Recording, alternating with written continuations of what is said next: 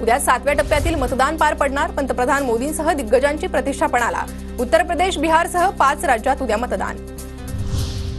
लोकसभेचा प्रचार संपताच पंतप्रधान नरेंद्र मोदी कन्याकुमारीमध्ये दाखल.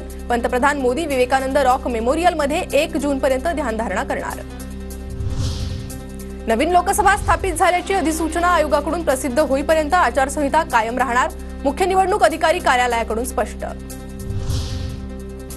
कोकण पदवीधर मतदारसंघाच्या जागेबाबत 2 दिवसात निर्णय होईल. ठाकरे गटाचे खासदार विनायक राऊत यांची माहिती. विवेक कोल्हे आज नाशिक शिक्षक मतदारसंघातून उमेदवारी अर्ज भरणार. विवेक कोल्हे कोपरगावच्या भाजप माजी आमदार स्नेहलता कोल्हेंचे पुत्र.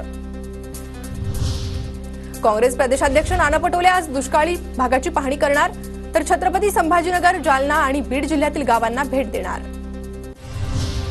निकालाआधी रामटेकचे उमेदवार राजू पारवेंच्या विजयाचे बॅनर. अनिल देशमुखांच्या विधानसभा मतदारसंघात बॅनर झळकले.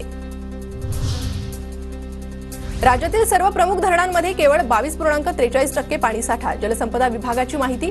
छत्रपती संभाजीनगरमध्ये धरणांची पाणी पातळी सर्वाधिक गंभीर. राज्यातील 90% अतिधोकादायक कारखाने तपासणी विना. औद्योगिक सुरक्षा वाऱ्यावर असल्याची परिस्थिती समोर.